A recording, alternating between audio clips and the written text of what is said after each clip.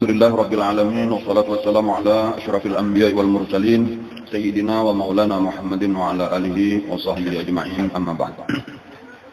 Alhamdulillah, hari ini kita kembali bisa hadir di majelis ta'lim kita ini dengan berkat taufik dan hidayah daripada Allah Subhanahu wa taala.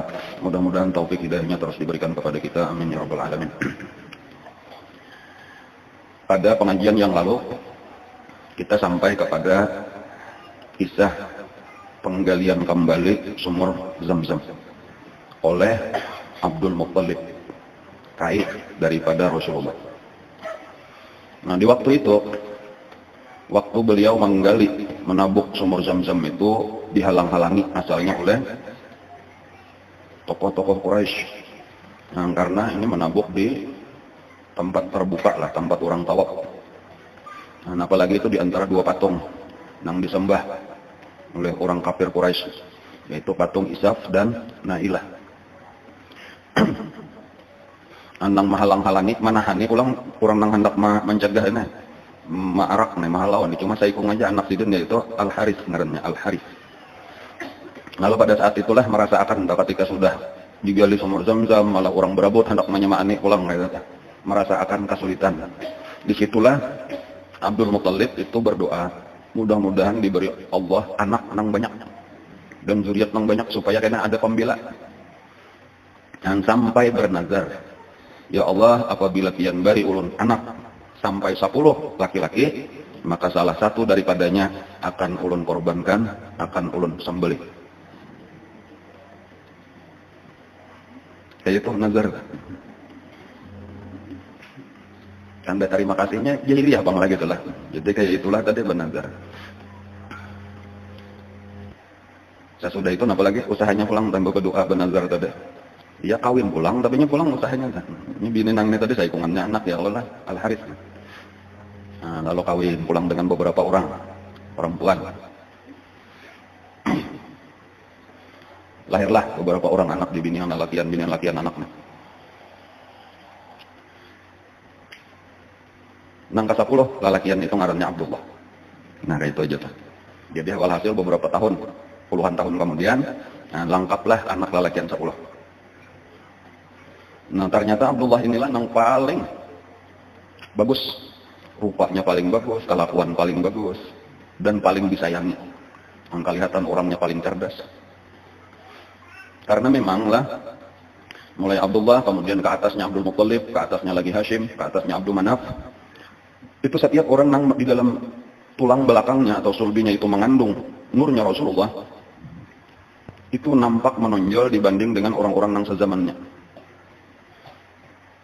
Jadi kayak itulah Abdullah itu. Sebagaimana Abah Sidin Abdul Muttalib baharinya kayak itu. Jadi antaranya itu memang kelihatan cahayanya itu lebih bercahaya daripada yang lain. Sampai dasar bercahaya bujur di malam hari. Itu apabila Abdullah itu berjalan di kegelapan malam, itu rumah-rumah nang anunya ini tarang masuk cahayanya itu di apa ngarannya di kisi-kisi rumah orang itu. Orang tahu itu Abdullah lagi berjalan, lagi lewat. Nah, mancar nurnya. Kayak itulah lagi zaman mudanya Abdul Muttalib. Kayak itulah zaman mudanya Hashim dan seterusnya. Orang pernah bertanya kepada Rasulullah, wahai Rasulullah,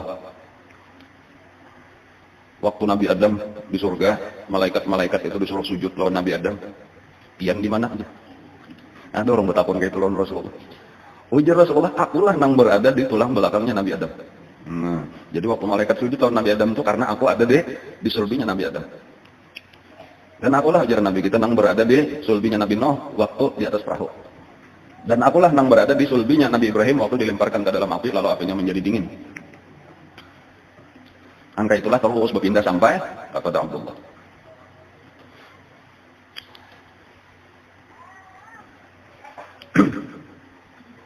Nah, lalu pada saat inilah sayang-sayangnya lawan Abdullah, teringatlah Abdul Muttalib dengan nazar tadi. Kalau dikumpulkanlah ke 10 anak tadi. Nah, lalu dikumpulkan. Padahal karena nazar tadi dan anak-anak menerima. Nah, walhasil dibawalah ke Ka'bah. 10-nya. Nah, lalu namanya itu ditulis di anak panah. Ini biasa kayak itu sudah menentukan sesuatu, itu ada di situ tempat undian. Jadi ada tempat mengundi, masukkan anak panah, nang mana keluar kan, itu udah kayak orang barisan. Nah dimasukkanlah tadi ke 10 anak panah dengan ngaran masing-masing anak tadi. Al-Harits. Kemudian ada lagi Abbas. Ada Dirar, ngaran anak-anak Abdul Muthalib. Al-Harits itu kalau mamanya Samra ngarannya. Kalau Abbas lawan Dirar itu mamanya Halah. Halah itu adalah di dalam satu riwayat itu anak Wahab. Tetapi ada yang memadahkan itu kamanakan daripada Wahab. Aminah. Jadi amun menurut riwayat yang pertama, Halah itu adalah kakak daripada Siti Aminah. Jadi kayaknya abahnya kawin lawan kakaknya, anaknya kawin lawan adiknya kayak Abdullah tuh kawin lawan Aminah, abahnya sendiri Abdul Muthalib kawin lawan Halah, sama-sama binti Wahab. Cuma ada nama itu anak Uhaib, ya binti Abdul Manaf juga, artinya Uhaib lawan Wahab itu berdua badin berarti sepupu sakale gitu. Wallahu a'lam. Cuma di antara kisahnya itu itulah itu pernah Abdul Muthalib itu jadi antara gawian itu kan berdagang ke negeri Syam. Di negeri Syam itulah kan tempat orang Nasrani dan Yahudi. Lalu di situ bertemu dengan pendeta. Nah, lalu di antaranya pendeta itu melihat tangan ikam menjaga kita itu. Nah, lalu digetarkanlah kedua belah telapak tangan Abdul Muthalib. Nah, ujar pendeta itu, aku melihat di sebelah tangan ikam ini kerajaan, sebelahnya lagi ini kenabian. Ada di tangan ikam ini kerajaan, ada kenabian, ada al-muluk wan nubuwah. Tetapi aku melihat juga ada orang lain dari Bani Zurah marana. Ada juga kenabian. Bani Zurah itu di kampung ikam juga, kalau iya tuh bukan Makkah juga. Antara kita Zuhrah itu berdua banding lawan Qusay, sama-sama anak Kilab. Yang lelah sama-sama. Nah, Zuhrah Qusay itu melahirkan Abdul Manaf melahirkan Hashim melahirkan Muthalib. Ada Zuhrah pun bacaan anak Abdul Manaf melahirkan Wahab. Lalu, apa ini kisahnya nih? Maka di sini ada. Ujar pendeta itu, ikam kena cari bini bubuhan Bani Zuhrah. Nah, kayak itulah maka kawin dengan Halah tadi. Lalu sekalinya yang lahir apa tadi? 2 orang anak, Al-Abbas lawan Dirar, karena itu memarina Nabi. Kemudian ada lagi Fatimah ngaran bini Sidento itu yang melahirkan Abdullah, melahirkan Hamzah. Sayyidina Hamzah.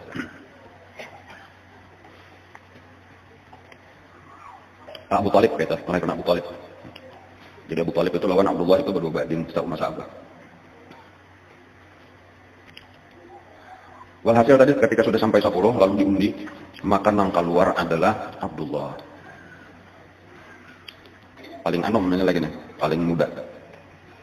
Nah lalu bersiaplah, sudah bersama parang. Nah, jadi sama undi langsung aja dibawa antara patung Ishaq dan Nailah tadi, karena disitulah biasa orang menyembelih kurban. Nah lalu datanglah tokoh-tokoh Quraisy menahan, jangan disembelih. No, dibakaras Abdul Muthalib bakaras ini sudah nazarku kepada Allah. Ujar orang Quraisy, apabila ikan menyembelih anak karena sebagai tokoh Makkah, pemimpin Makkah, maka kena orang-orang akan empatan. Karena ini ada kebiasaan kita, ini kadang-kadang lagi kisah sembelihan anak ini kadang-kadang, kecuali zaman Bahari ada kisah Nabi Ibrahim hendak menyembelih Nabi Ismail. Nah lalu akhirnya amunnya kada disembelih kayak apa? Nah kebiasaan bila ada masalah itu datang kepada dukun. Ya kalau lah kayak itulah lagi orang yang alim, yang ulamanya zaman itu tuh dukun lah lagi. Nah lalu datanglah kepada Kahinah Bani Sa'ad.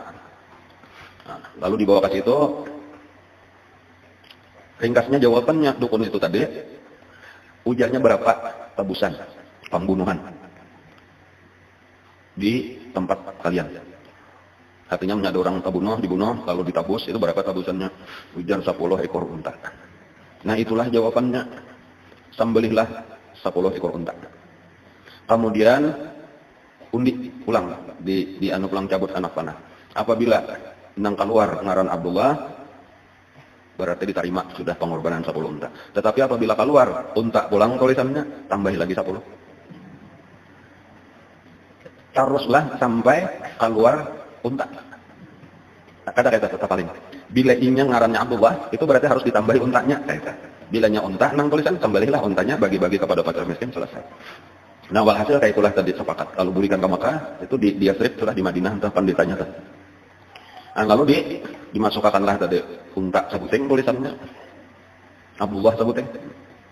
Saya disiapakan, jadi di sini unta 10, di sini Abdullah seorangan. Dikuncang, keluarkan tulisannya Abdullah. tambahilah 10 lagi lalu 20. Jadi 20 unta melawan Abdullah. Dikuncang pulang, keluar Abdullah pulang. Tambahi pulang 10. Kayak itulah sampai 10 kali. Walhasil sekarang Abdullah berhadapan dengan 100 unta. Nah, ketika dikuncang, hanyar keluar tulisannya unta. Baca kita aja kok Allah ibil kalau bahasa Arabnya. Kadang ONTA kata-kata. Alif ba lam. Ujar Abdul Muthalib, ulangi lagi sekali. Diulang-ulang dasar tulisannya unta juga. Lagi sekali, dia napakan 3 kali. Sekalinya dasar unta juga. Artinya dasar bujurnya. Memang Allah menerima sudah ditabus Abdullah itu dengan 100 ekor unta. Makin naik, makin terkenal aja jadinya Abdullah nih beritanya jadi headline karena. Kalau punya kan gadis-gadis menggarindangan lawan Abdullah. Apalagi orang-orang yang mengetahui, orang-orang yang mendapatkan ilmu kitab, karena itulah seperti Waraqah bin Naufal, karena itu ada ulama Nasrani yang berdiam di Mekah. Itu dikisahkan untuk tanda-tanda Nabi akhir zaman. Itu memang sudah diketahui. Ada bibinian membawa kawin lawan Abdullah. Asal ikam hakun kawin lawan aku, biar berjaga itu sama mana jadi terkumpul. Aku nang memberi 100 ekor unta. Ujar Abdullah, aku pada banding pada lawan Abah. Pada lawan Abah, ya bakada. Aku sudah menyiapkan calon bini kamu. Harus dari Bani Zuhrah. Nah, ada ilmunya tadi tuh harus digabungkan ini. Bani Abdul Manaf ini Bani Hashim lawan Bani Zuhrah. Karena disitulah akan ada nubuah, ngaruhnya kenabian. Ngawal hasil dikawinakan lawan Aminah. Jadi ringkas kisahnya nih lah. Kawin lawan Aminah. Malamnya kumpul, siangnya sudah ada penyala lagi, ada bercahaya lagi. Berpindah sudah ke rahim Aminah. Jadi ada yang menyebutkan bahwa Abdullah itu mendatangi bibinian nang tadi. Sadapatkah? Iya. Jadi ya, kamu nak kawin lawan aku. Ujar bini ada lagi. Kenapa jar Abdullah? Cahaya di mulai kami bilang sudah aja. Mana itu? Jadi menariknya itu cahayanya itu. Tahu ini ada cahaya kenabian karena. Jadi kehebatannya itu karena Rasulullah. Itu maksudnya itu luar biasa.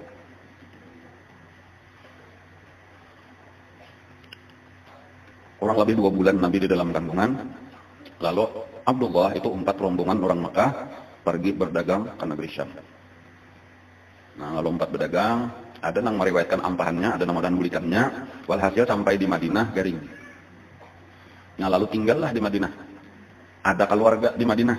Nah, jadi di situ ada keluarga Abdullah, yaitu dari pihak ibu.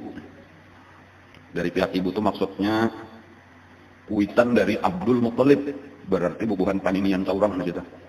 Jadi nangaran Hashim, itu itulah ke atasnya itulah Hashim itu kawin dengan orang Madinah. Biniannya, bininya Hashim itu orang Madinah. Melahirkan anak, ngarannya Syaibah asalnya. Jadi ngaran anaknya Hashim itu Syaibah. Itu termasuk orang paling mulia dari Bani Najjar. Ngarannya itulah sukunya Bani Najjar, orang Madinah itu termasuk orang yang harat-harat. Sampai di antara keistimewaannya Bani Najjar itu, bibiniannya nang boleh menalak, ada boleh lalakian nang menalak. Itu hebatnya Bani Najjar. Jadi inya nang berhak menalak laki. Itu Bani Najjar itu orang Madinah, bukan bangsawan Madinah. Itulah kawin Hashim ini kan luar biasa juga nih. Hashim ini pemimpin Mekah juga. Nah, jadi kawin anak suku apa ngaranna? Suku Bani Najjar. Nah, imbahnya sudah kawin, beranak halus, meninggal Hashim ini. Lalu dibawalah Hashim, apa namanya, Syaibah ini ya kayaknya banggaran Abdul Muthalib dah. Dibawalah Syaibah itu ke Madinah. Jadi itu besarnya masa kecilnya di Madinah.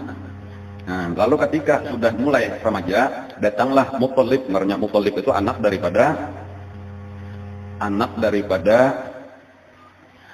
Abdul Manaf juga. Abdul Manaf jadi ading oleh Hashim. Nah, ambil ke mana kan? Nangaran Syaibah tadi tak. Jadi Al-Muthalib itu adalah ading oleh Hashim. Nah, ambil ke mana kan? Di Bani Najjar. Nah, lalu Nang ini anak mambilan ini ada kon kalau lah itu ada kami jurong itu aja anak kami sudah perjanjiannya kayak itu bukan ada suku kami udah anak tuh milik mamanya menolak kalau nang laki bisa anak kesenangan punya harap anak lalu diambil keputusan kayak itu aja kita takuni orangnya aja nah lalu sepakat lalu ditakuni lah yang hendak lawan mama hendak lawan paman kah kayak itu memerintah lalu Abdul Muthalib atau Syaibah tadi memilih 4 paman nah kayak itu lalu dibawalah ke Mekah. Ketika datang dari Mekah inilah orang mengira Al-Muthalib itu hanya nukar budak. Dikiranya lain anak tahu kan ini budaknya hanya nukar cuma bagus kena rupa. Nah lalu masing-masing mengira ya Abdul Muthalib wahai budaknya Al-Muthalib. Itu jadi gelar salajur. Jadi itulah maka dengarannya Abdul Muthalib. Hambanya Muthalib, budaknya Al-Muthalib. Ngaran sidin yang sabjurnya adalah Syaibah. Syaibatul Hamd. Nah kalau di dalam berjanji Syaib wa ismu Syaibatul Hamdi umidat khisalhu sanni.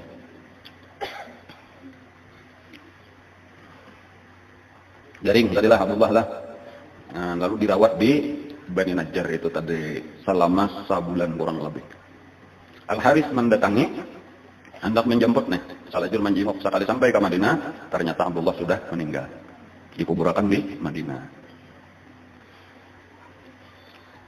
Nah, sementara Nabi kita masih di dalam kandungan ibunya kurang lebih ujar atau 2 bulan. Nah, lalu hidup lawan mama aja nih di dalam parut lagi nih. Di antara keajaiban-keajaiban banyak itu di dalam parut itu 7 bulan Siti Aminah itu mimpi bertemu nabi-nabi. Ada tuh di dalam Maulid biasa dikisahkan tuh seperti di dalam Libah itu disebutkan bulan pertama bertemu nabi ini, bulan kedua mimpi bertemu nabi ini. Bapak dah aku Nabi Adam. Ketika ini sedang mengandung nabi akhir zaman, karena apabila lahir beri nama Muhammad. Maka itu hanya mimpinya tuh kurang lebih kayak itu aja. Nah di masa-masa itulah menjelang kelahiran nabi itulah terjadi peristiwa yang disebut dengan serangan gajah, nah tentara gajah Abraha. Jadi antara kehancuran pasukan gajah itu dengan kelahiran Nabi itu berkisar kurang lebih 2 bulan. Jadi hanya benar lagi masih panas-panas lagi beritanya. Dan pada saat itulah Rasulullah lahir.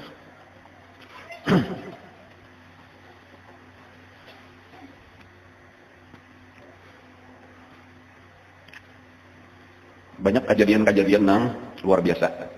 Nang itu berataan mengisyaratakan tuh bahwa Rasulullah ini akan menjadi orang besar. Nang lahir itu akan menjadi orang besar. Itu banyak tanda-tandanya.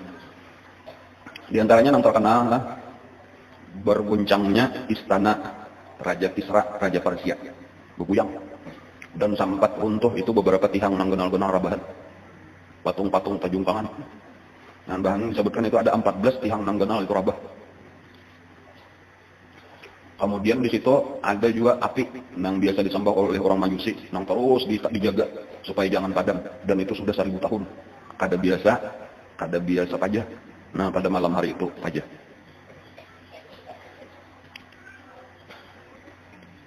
Raja Persia tadi mengumpulkan dukun-dukun. Betapa apa ini? Walhasil kesimpulannya, ujar dukun-dukun ini akan lahir seorang nabi yang akan dari apa ngarannya? Agamanya ini akan menghancurkan kerajaan Persia. Lalu ujar orang itu berapa lawas lagi? Menurut perkiraan kami, ujar para dukun tadi masih tersisa 14 orang raja lagi. Lawas juga itu, 14 ikung raja lagi. Hancur. Karena 14 puting tihang nang rabah tadi. Lawas benar tuh saya ikung raja siapa? Sekalinya apa?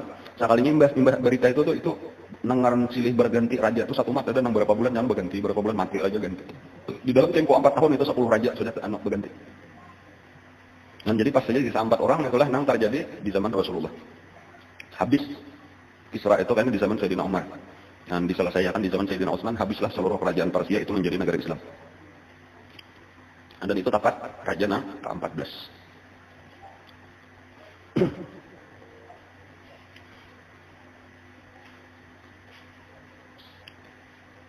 Abdul Muthalib juga telah pernah terdapat seorang pendeta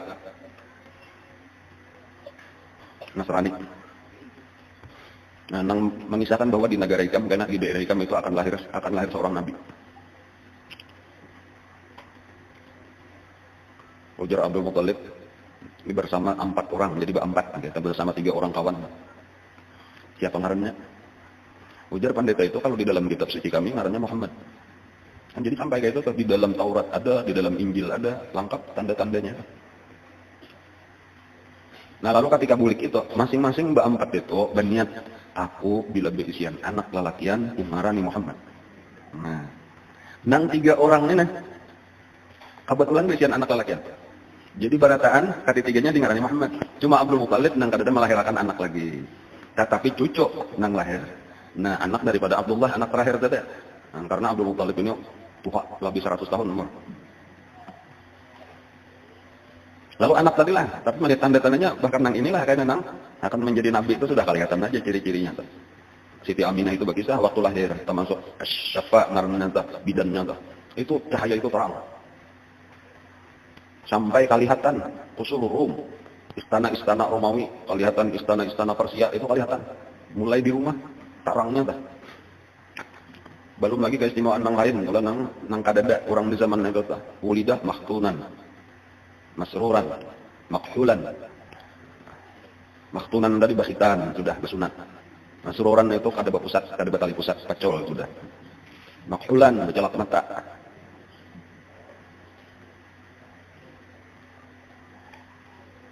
Angkat kepala, itu kan bertating harap lah. Tangannya batikin itu, apalanya tangan ke atas.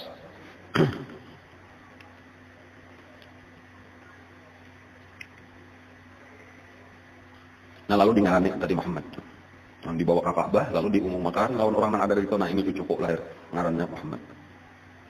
Takut orang kenapa aja itu kada ngaran kita di sini. Jadi kebetulan itu ngaran kada masyhur, kada itu jarang benar orang ada bangaran itu. Nah, karena memang supaya jangan apa ngarannya, jangan huruf-huruf lawan yang lain lah. Jadi kada banyak ngaran itu. Jadi bila disebut ngaran itu orang langsung tahu mesti Al-Amin. Nah ini anak Abdullah ini. Jangan banyak ini Muhammad nang mana jarang kayak itu tah, bela ngali aja.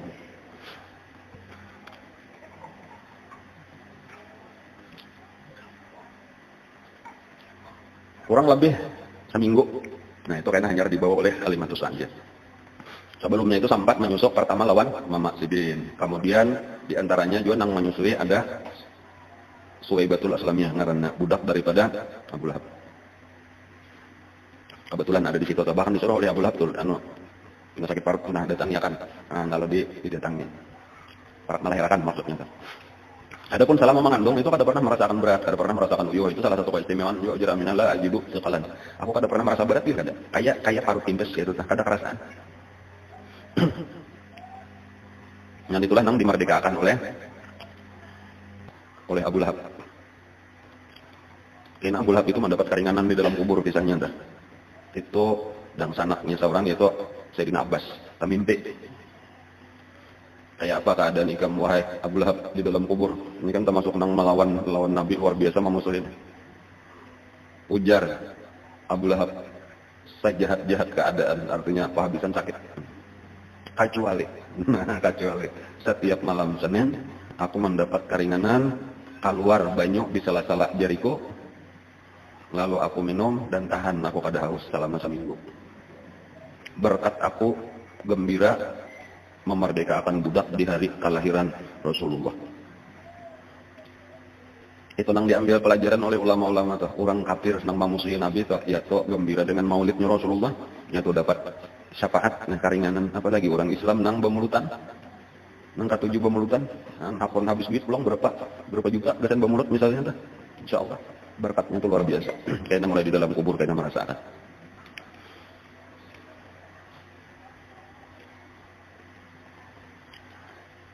Nah lalu kebiasaan orang-orang Quraisy pulang adalah anak-anak itu disusuakan di luar Mekah. Itu kebiasaan. Karena ada alasan-alasannya. Nah diantaranya supaya lebih sehat. Nah, karena Mekah ini sudah jadi kota besar. Banyak orang datang macam-macam jadi nang pindah penyakit ada juga bisa menjangkit. Gitu. Salah satunya entah. Nah, lalu pergaulannya lebih terpelihara bilanya dikirim ke luar daerah, ke pegunungan-pegunungan. Nah, termasuk salah satunya yang paling penting, yaitu untuk melajari bahasa Arab nang fasih. Jadi bahasa Arab di luar kota Mekah itu masih bagus. Adapun di kota Mekah itu sudah bahasa Arabnya rusak. Arti rusak itu tercampur-campurnya, ada suku ini datang suku ini. Jadi lalu bahasa Arabnya kada asli lagi. Dan adapun yang di daerah pegunungan, di daerah pedalaman itu masih bagus. Nah, lalu dari situlah lalu sudah menjadi kebudayaan. Dan kayak itulah karena orang-orang kampung itu datang berjurut-jurut pada hari-hari tertentu. Nah kurang lebih Nabi kita seminggu. itu datanglah rombongan dari Bani Sa'ad. Dan kebetulan waktu itu di daerah Bani Sa'ad itu antara Mekah lawan Taif, hendaknya adalah antara Mekah lawan Taif, disitulah Bani Sa'ad berdiam. Kebetulan itu musim kemarau, musim kering. Dan jadi kasusahan. Dan sadangnya kita ambil upah mencari karena ambil upah manusia. Walaupun kada ambil upah persis sabejuran nyata. Karena di antaranya juga budayanya zaman baru itu kada mau berapa upahnya Anggar itu kada mau sapambari orang aja. Jadi bacaan hadiah benar aja. Jadi mereka itu dia merasa aib kalau sampai bacaannya menjual asik. Jadi kada cara berjual itu kada. Kami menyesuaikan aja. Dan cuma ampahannya kena dibari kita. Karena bilangnya sudah datang karena dibari pulang hadiah. Dan bahkan kadang-kadang di sela-selanya tuh bisa nang ini karena datang ke Makkah atau nang ini mah hilang ke kampung. Nah kayak itulah Aminah membawa Jona ke para Ka'bah itu dibawa. Nabi kita nang hanya umur saminggu tadi. Halimah ngarannya adalah Halimah. Karena dari Bani Sa'ad lalu disebut Halimatus Sa'diyah. Ini lawan lakinya Al-Harits ngarannya Jona Al-Harits. Tunggangan kuda, tunggangan unta. Sama untanya uyuh juga sudah. Ada Halimahnya menunggang keledai. Keledainya uyuh juga pulang, jadi serabu uyuh. Halimahnya uyuhan juga pulang. Sampai lawan anak halus dibawa. Nah, jadinya memang nang ambil upah menyusui ini mesti orang beranakan halus. Nah, jadi ada anak halus masih bayi juga lagi. Nah, ini nang dibawa sepanjang jalan, ujar Siti Halimah. Nah, anakku ini bilang menangis saja karena banyu susu kada mayu. Nah, jadi kesan anak seorang kan kada mayu. Maka cagar anak menyusui, ya kan anak orang pulang kayak itulah ada nanti. Ini mencari makanan kada tapi ada juga, seorang minuman kada tapi ada juga. Nah, lalu nang unta ada data. Itu di parah pohok ada data titik-titik banyunya. Kalau dayanya tadi pulang tak awur pandian aja. Jadi kakawanannya besapuluh tulakan nang dibiniannya nih besapuluh mulai di Bani Sa'ad. Itu nang sambilan ini kena pemandak mahadang pandudian Siti Halimah. Nah, lapangnya bebaya bergerak himarnya nih uyuh benar sudah dihambat-hambat ke kayak itu pang lah kita. Jadi karena parmennya sudah parak, jalan pulang, tak tinggal pulang. Saling lawatan hanya sampai ke Mekah. Jadi ketika sudah sampai, berataan sudah beisian kekanakan sudah masing-masing nang sambilan sudah menggendong anak. Tinggal seorang aja lagi. Dilihat cuma ada saikong aja jual lagi nang belum bepak olehnya. Pilihan orang sekalinya. Kenapa maka kada ada hendaknya nih? Karena mendengar ini anak yatim. Jadi ujar Siti Aminah siapa nahapun maharawakan anak yatim. Siapa nahapun menyusui akan anak yatim. Bandangan anak yatim berjauh orang. Mencari anak yatim aja orang. Anggapannya jelas saja sudah amannya anak yatim siapa nang memberi duit. Tapi duit kada banyak juga nangaran bibinian. Kayak itu anggapan orang dah. Nah, lalu Siti Halimah dia berpikir, nya kada diambil kita bulik tangan kosong. Namun diambil anak yatim kayak paham. Jadi ujar nang laki, ayah barang aja kita ambil lah mudah-mudahan dapat berkat. Nah, kayak itu aja tuhnya ada aja. Padahal tak ada kepingin juga. Tapi ujar Halimah nih bebaya aku buka toh maka tersenyum Rasulullah itu. Cahayanya memancar dari muanya langsung aku ragap. Langsung timbul nangaran sayang itu luar biasa. Kada peduli lagi kada tahu kita seapa pemberian Siti Aminah tuh. Nah ini sangunya tuh kada diperiksa lagi, kada penting lagi. Dan nang ajaibnya apa? Nang ajaib itu bebaya berjalan sekalinya maka laju benar himarnya nah. Sampai disalibnya. Padahal tadi dulu sudah nang bersambilan bulikan tuh disalibnya nang bersambilan aja. Terpaksa kami mahadang ujar Halimah pulang nah. Paksa mahadang, sambil mahadang tadi nang laki turun, dilihati maka susu unta kancang benar. Lalu minum Siti Halimah, minum nang laki, minum bayinya nang halus. Berkat Rasulullah. Kan kayak itulah sepanjang jalan sampai beberapa kali memandak-mandak rombongan. Dan merasakan berkat itu saben hari. Nah, karena bulik ke rumah, itu musim kering ngaliin cari rumput. Karena dilepas kambingnya. Tahu-tahu bilainya bulik, kanyangan kambing-kambingnya. Lalu beberapa hari aja Nabi berdiam di situ lama-lama kambing yang biasa digembalakan oleh Siti Halimah. Sampai orang-orang kampung kayak itu ucap dah. Anu kita menggembala kambing, lihati kamana kambing Halimah. Iringi ke situ supaya kambing kita lama juga. Lalu dilihatkan berdahulu bilanya kambing Siti Halimah dibawa ke situ, dijurut bertahan ke situ. Karena kemarin diambil, sekalinya napa? Sekalinya kambing Siti Halimah kanyang-kanyang, lama-lama kan bisa orang tetap kurus. Jadi bukan masalah tempat di mana menggembalanya ada, tetapi karena di situ maharagu Rasulullah. Itu permasalahan. Dan itu diantara pengalamannya tuh yang dirasakan. Makanya ketika sampai 2 tahun, ringkasnya aja kisahnya lah. Sampai 2 tahun, itu berat benar Siti Halimah itu untuk menyerahkan Rasulullah. Tetapi memang peraturannya itu apabila 2 tahun, itu harus dibulikan. Dan apalagi tadi, sudah hampir juga nyusuk sudah. Rasulullah itu pertumbuhannya di dalam 2 tahun itu kayak kekanakan umur 6 tahun. Jadi 2 tahun Rasulullah itu sama lawan kekanakan lain umur 6 tahun. Ini sehari sama lawan sebulan, itu sehari Rasulullah di rumah Siti Halimah itu sama lawan orang sebulan, 2 hari sama lawan 2 bulan gitu. Walhasil 2 tahun itu kayak orang umur 6 tahun. Jadi napa aja umur 6 tahun kalau kita bisa begitu, sudah bapandir pasti, sudah kada ada ngalihnya lagi, dilajari mengerti, dipandiri mengerti, mulai mumayyiz. Jadi kelihatan keistimewaannya belum cahaya yang memancar di mukanya, cahaya nubuahnya. Akhlaknya baik luar biasa. Jadi sayangnya apalagi merasakan bahwa inilah sumber berkat penghidupan. Jadi pas lawan gelar tadi As-Sa'diyah itu, Bani Sa'ad itu orang yang berbahagia, arti Sa'ad itu bahagia.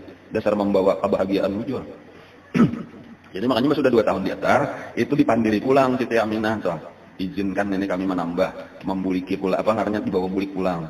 Nah ujar-ujar Siti Aminah, 2 tahun aja cukup aja sudah sampai kalau menyusun ibu jujur aja cuma kami yang sayang benar, kami yang kata-kata pisah. Dan ini demi keamanannya juga pulang kayak itu. Supaya lebih bagus pendidikan di situ, kami menjaga, memeliharanya. Walhasil diuyuni benar sampai akhirnya diserahkanlah pulang oleh Siti Aminah. Jadi babulik pulang dibawa pulang. Jadi Nabi kita itu lebih daripada 2 tahun. Ada yang memadakan 2 tahun sekian bulan, gitu. Ada yang sampai lebih 3 tahun, ada yang 4 tahun.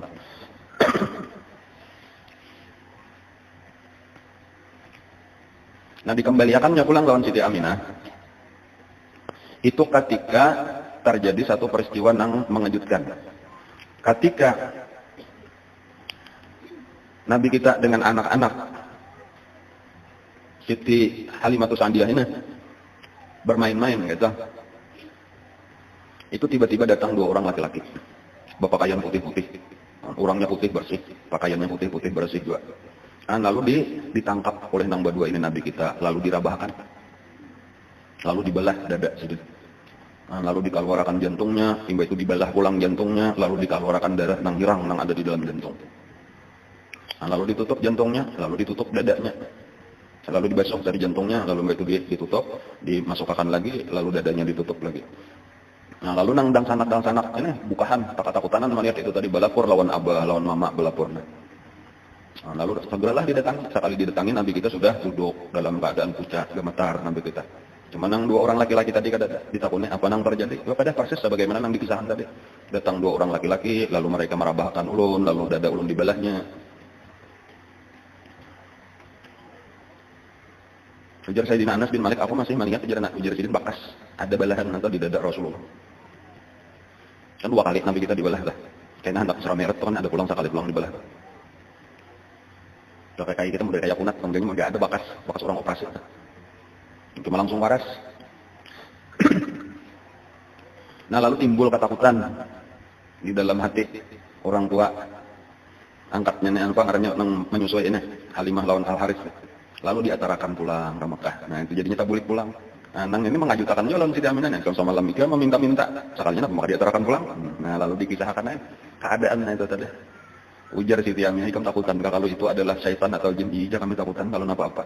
Ujar Siti Aminah, ada perlu takutan. Karena sejak ini di dalam kandungan, aku sudah diberitahu bahwa anakku ini akan menjadi orang besar dan ini dipelihara. Bahkan aku dilajari bacaannya untuk melindungi dan kubacakan, bahkan ada nabi-nabi membacakan, mendoakan. Yang wa'idhu, kalau di dalam hadisnya itu wa'idhu billahil wahid min syarri kulli dhi hasid. Tapi kalau kita di dalam bibak itu bacanya wa'idhu bil wahidus samad min syarri kulli dhi hasad. Untuk riwayatnya itu bacaan meniupi anak supaya jangan diganggu jin dan lain-lain.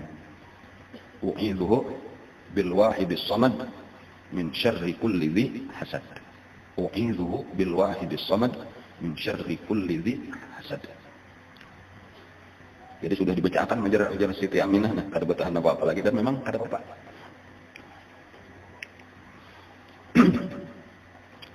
Nabi kita dipelihara Allah, mulai lagi harus pelihara. Nah, dari bahaya, bahkan dari kejahatan-kejahatan, dari dosa-dosa. Parampot mulai lagi harus. Akhlak baik mulai lagi harus. Ujar Nabi ini lah kisah. Aku pernah jadiin hendak juga kayak kekanakan pemuda-pemuda yang zaman itu ya bahasa kita tuh hendak maniak orkes. Nah, mubennya ngaranna. Bilanya ada pengantin, itu ada penyanyi, kena penyanyi. Ya berjalan zaman ini orkes lah.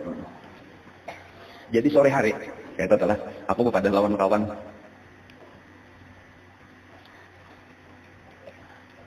Kayaknya lagi sok dia ada pengantin, orang orkes. Kayaknya ikam aku hendak jual maniat, aku kan biasa lagi. Ikam biasa kalau sudah maniat, ya biasa. Nah, giliran aku pulang hendak maniat. Kayaknya ikam gembala akan kambing kok. Nah, jadi aku menitip, ini kisah lagi zaman menggembala kambing sudah sah. Ayo aja teman kawan sudah sah. Dan lalu dititipakan kambing lawan lalu seorang pulang. Baik sampai jalan nanti nah. Orang baru bemula lagi sambil menghadang orang bemula maka taguring. Taguring. Duduk menghadang taguring. Babaya aku bangun, orang sudah tuntung. Jadi sedikit kalau tahu maka guringnya jenap tenar, gak ada tahu apa-apa. Sampai aja Nabi nang membangun akan aku itu panasnya matahari. Jadi menurut setengah harian parak jam 12 kalau sudah keluar panasnya, nyata bangun mau panasnya, ini pasir panas benar. Tadi itu masih naung aja lagi. Dan itu ujar Nabi terjadi 2 kali di dalam hidupku. Artinya karena ada pulang kayaknya tuh, karena beberapa waktu kemudian ada mendengar pulang ada orang hendak bakar semen. Padahal pulang kawan-kawan aku nang sama malam sempat ngeliat taguring. Nah sekali inilah aku hendak jagakan. Ayo jangan kawan dijaga. Pulang kambing, pulang. Ya tuh kayak itu pulang taguring pulang. Jadi itu contoh pemeliharaan Allah. Ya ulun kagenan kita buruk tuh kayak itu. Orang wali-wali Allah tuh dipelihara. Guru kita kan dipaksa oleh Mamarina Sidin dah. Kabiskop jebari dah. Nang abah kata kau lagi. Nya Mamarina nang tuh hapong nah. Ini kan jangan tahu mengaji aja gauyan. Nah, pertamanya itu sekali-sekali kita kabiskop. Itu jebari dah. Terpaksa aja gue mengiringin ya. Abah aja kadang ibu pandir aja kadang beriakan jangan nyebut seorang. Kalau dalam abah langsung cari ki abah aja. Ini nama Marina nama membawa. Nah, tulakan aja kabiskop tadi dah. Belum pemula lagi. Sekalinya apa pengumuman aja. Listriknya rusak aja. Ada jadi ya. Paksa burikan aja bro. Esok harinya saya dengar pulang berita malam tadi ribut hujan rubuh sudah biskopnya aja. Itu kisah guru baru itu ya. Sampai itu tak kali pulang ngajar guru juga. Nini dia membawa Nini Sidin. Tapi film praya. Jadi ada orang film praya kayak saja lah. Itulah kan. Lawan Nini membawa layar tancap. Filmnya King Kong aja guru kayak itu judulnya banget. Jadi hanya bamula tuh tampak jadi bamula tuh ada King Kongnya sudah. Cuma tahu-tahu hanya benar bamula maka merasa asap panas-panas di muridnya. Sekali dia basah. Mbak dicium hancing. Sekalinya ada orang bakamin di situ maka layau kan seorang. Fakta beres ini aja, basah ini aja ada orang bakamnya lah ya. Ya kita burikan aja nenek, fakta mandi ke rumah. Jadi kada sawat menikmati juga film perayanya. 2 kali itulah jagur seumur hidup tuh hendak 4 beramian kayak orang dia. Anjir model kayak film Rasulullah Bahari itu diputar kembali kayak itu. Dipelihara Allah sampai kepada hal yang bagi kita dianggap biasa-biasa aja.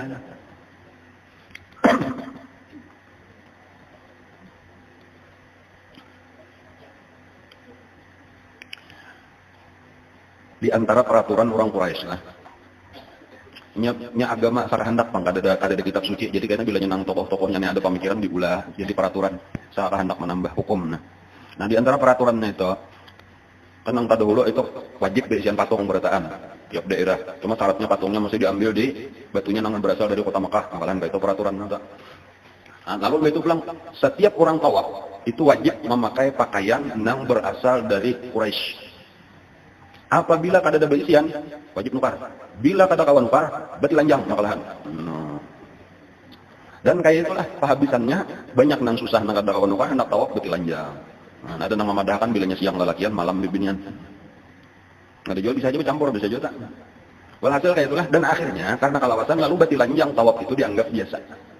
Jadi kada aneh lagi pemulaannya aja nang kelihatan anehnya sudah lawas jadi terbiasa aja. Nah, lalu walhasil berarti lanjang tuh biasa aja apalagi memang zaman itu kain kadang ngalih kada nyaman kayak zaman kita. Makanya ketika itu memperbaiki Ka'bah lah ketika Ka'bah itu runtuh karena banjir diperbaiki itu mangangkot batu itu menyusun Ka'bah itu pulang itu di waktu gotong royong tuh banyak aja nang berarti lanjang tadi lah. Akhirnya dipacau tapi diandak bahwa biasa mah andaki batu. Dan itu ada bingung orang pada aneh biasa aja ada. Orang kada peduli lagi juga kada herannya anjak mania sudah banyak.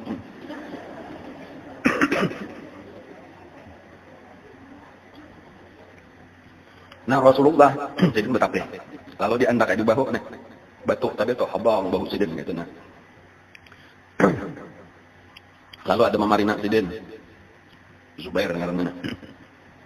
Nah lalu ujar Mamarina nanti jangan dikacau tuh tapi kan andak ulah kakalang di sini kayak kami juga. Nah nyaman bahu pada sakit.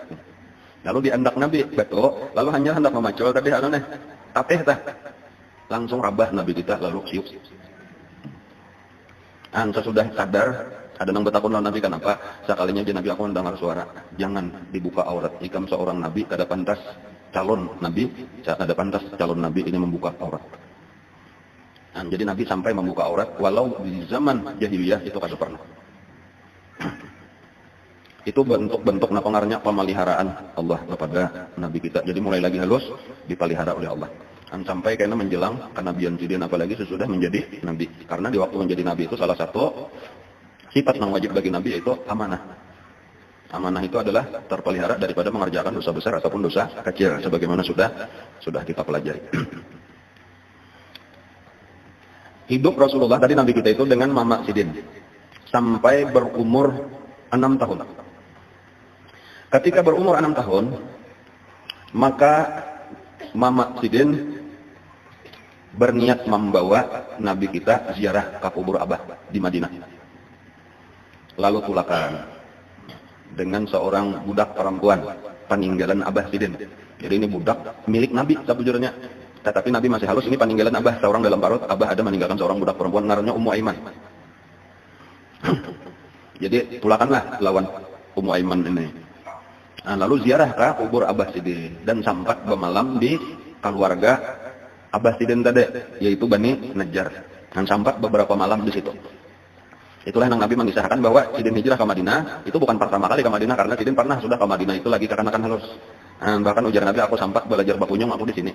Karena di Makkah ada banyak. Adapun di Bani Najjar tadi itu ada berisian talaga di situ kolam. Jadi beserta sapuku-sapuku Nabi nang di Madinah bermainan di situ mandian sampai Nabi belajar bakunyong di Madinah karena di Madinah tadi banyak kolam-kolam talaga itu ada di situ. Ada di Makkah kada mungkin kada ada banyak sedikit kecuali sumur Zam-Zam benar aja. Nah ketika sudah selesai ziarah, selesai silaturahmi beristirahat belikan. Nah di tengah perjalanan bulikan inilah tiba-tiba garing Siti Aminah. Lalu meninggal di satu tempat antara Makkah dan Madinah nang bangaran Abwa. Nah jadi kapisah ada Abah Nabi di Madinah, ada Mama Sidin di Abwa. Sasalah Makkah lawan Madinah kayak itu aja bacaannya tuh. Satu tempat ngarannya Abwa. Lalu dikuburkanlah di situ. Bulik Nabi kita ke Makkah dibawa oleh Ummu Aiman. Nah, jadi inilah Ummu Aiman ini karena menyerahkan lawan Kai Abdul Muthalib. Maka dipeliharalah oleh Abdul Muthalib. Berarti mulai umur 6 tahun. Sampai umur 8. Dalam satu riwayat sampai umur 9 tahun. Lawan Abdul Muthalib. Disayangi benar oleh Abdul Muthalib. Karena ya sudah melihat tanda-tanda bahwa ini adalah orang besar kayaknya. Nah, daripada pengalaman-pengalaman kisah-kisah yang terdahulu, pertemuan-pertemuan dengan pendeta-pendeta itu sudah disyaratkan ini akan jadi orang besar. Maka disayangi lebih daripada menyayangi anak. Jadi lawan cucu lebih daripada menyayangi anak. Dan cuma ada lawas dari itu sekitar 2 tahun atau 3 tahun meninggal. Nah, lalu diserahkanlah kepada Abu Thalib. Nah, karena Abu Thalib ini memang orang yang paling bijaksana lah di antara anak-anak Sidin. Dan memang anak terbesar nang saumah saabah lawan Abdullah. Jadi kawin dengan Fatimah ngaran tadi bini itulah melahirkan yang pertama itu Abu Thalib. Nang kedua Abdullah. Adapun anak nang lain memang ada nang tatuha seperti Al Haris tadi dahulu tetapi dari bini nang lain. Sayyidina Hamzah kayak itu lain juga. Sayyidina Hamzah itu lawan Sofia.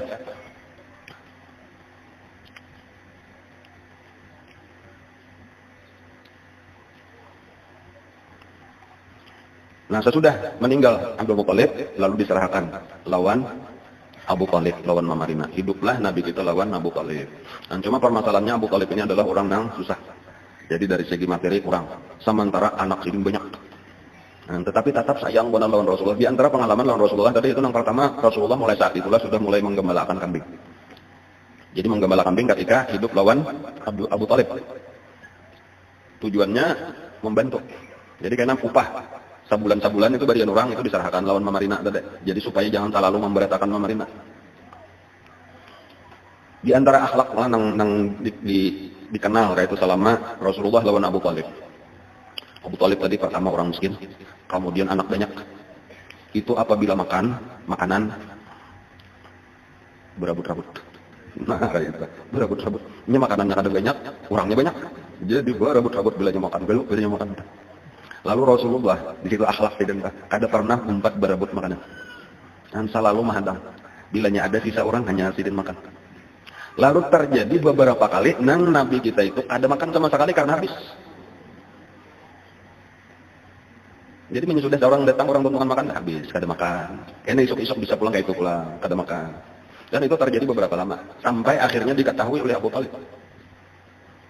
Nah, hanya Abu Talib tahu bahwa ada nih kamanakan caranya nang kalapanan, tetapi kada mau bepada, kada mau umpat berabut, ditahan nih aja sabar. Kan kayak itu sudah berisian akhlak nang itu tanpa pendidikan, tanpa pelajaran. Allah Taala nang membimbing hati sidin. Nah, lalu ujar Abu Talib, setiap kali hendak makan itu sisihkan dahulu. Pisah, gasan kamanakan kok. Nah, kada boleh makan sebelum dilainakan. Nah, lalu dilainakan gasan Nabi. Ini peraturan Abu Talib karena sayang lawan kamanakan ini tadi. Hanya imba itu nang makan teratur kayak orang juga Nabi kita tadi. Dan cuma di situ pelajaran akhlak sidin di waktu lawan Abu Talib. Dan ditambah lagi tadi seluruh penghasilan, dan itu banyak penghasilan Nabi menggembalakan kambing itu karena beberapa orang nang mempercayakan, banyak orang nang mempercayakan kambingnya itu diharagu oleh Nabi. Dan karena sidin taliti bujur-bujur bang baik, jadi upahnya banyak. Namun ujar guru lah diantara nang ulun ingat lah, jakanya kisah biaya tuh labihan nang di jurong Nabi itu daripada nang dimakan sidin. Jadi bukan memberatakan lawan Abu Talib, tetapi malah membantu. Jadi misal nang dimakan misalnya 10.000 sehari, seorang menyator 20.000 sehari. Nah, gitu. Jadi labihan membantu lawan paman tadi, kadang nang memberat itu ada.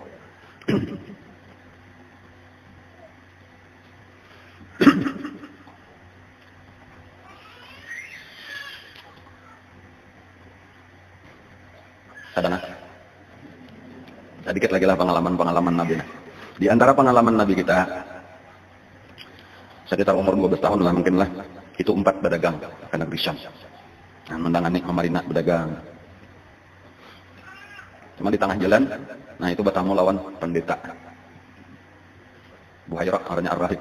Nah itu nang memadahkan ini kemanakan ikam ini, kelihatannya ini agar menjadi orang besar, agar menjadi nabi akhir zaman. Dan hati-hati kalau sampai ke negeri Syam, itu bertemu dengan orang-orang Yahudi, bisa dibunuhnya. Nah disitulah nang segera dibawa bulik pulang. Jadi kada sawat umpat ke negeri Syamnya, karena itu masih di tengah jalan lagi. Ketika umur sekitar 15 tahun, itu terjadi peperangan yang disebut Harbul Fijar. Harbul Fijar. Harbul Fijar itu yaitu terjadi peperangan di bulan haram. Jadi apabila ada bulan haram, kan sudah ada sisanya adalah bulan haram, bulan Rajab, kemudian Zulqaidah, Zulhijjah, Muharram.